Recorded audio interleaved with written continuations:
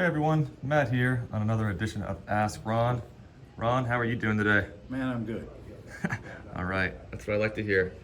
We have quite a few questions today, so let's go ahead and jump right into it. All right. The first one is from Van in Wisconsin. Hey, Van.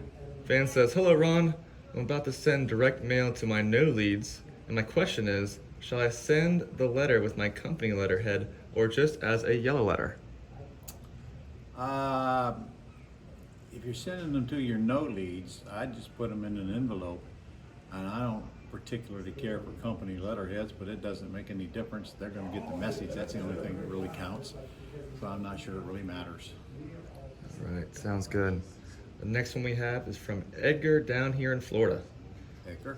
Edgar says, "When I buy a house on a land contract, I don't get a copy of the deed, correct? While I make the payments, can I use the depreciation, or will I have to wait for the deed to have this benefit?" Well, first of all, if you're in Florida, you're not going to be buying on a land contract. They have agreements for deed here, but there's no reason to even use them. I buy on wraparound mortgages. But if you did buy it on an agreement for deed, yes, you get to depreciate it because you technically own it even though you don't have the deed yet. All right. Moving down the line, the next one we have is from Dylan in Oregon.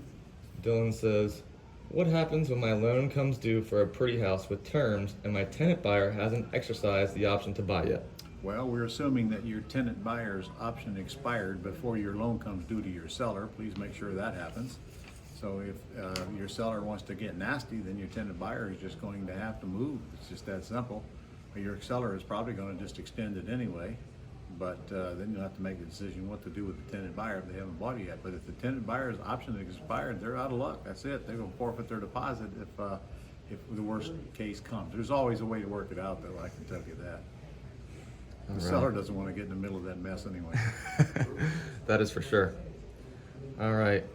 The next few we have are from Gary. Gary's first question is, "For deals on properties that are over an hour away, I have negotiated deals in the past and have secured the oral agreement, sent the contract with the $10 earnest money via FedEx to the seller, and had them send me pictures of the home. I will have the boots on the ground to put a lockbox and take pictures soon. Is there any other advice you have on doing remote deals like this one?" No, I think you got it pretty much nailed. Get the pictures of the house, send the agreements. I've done it myself, did it just recently. Never went to the house because I didn't feel like driving the hour. It was an hour away. I just made up my mind, send me some pictures, I'm happy with that. See, you can do that when you don't have risk. That's right. hard for most people to understand. All right. Gary's next question is, "I have taken the Quick Start Real Estate School. How do I get the video on contracts?"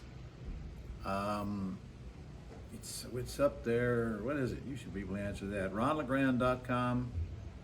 I think try contracts. LeGrand.com/contracts. Try that first. There are quite a few videos. I did some research, and there's a lot of them on the Gold Club. So, But there's an hour and a half video where I went through the ones that are in the boot camp manual, and if that is not the right URL, then contact Nick. Nick is the one that can answer the question. I think Debbie can too. Either one of them. okay, I'll follow up on that one myself as well.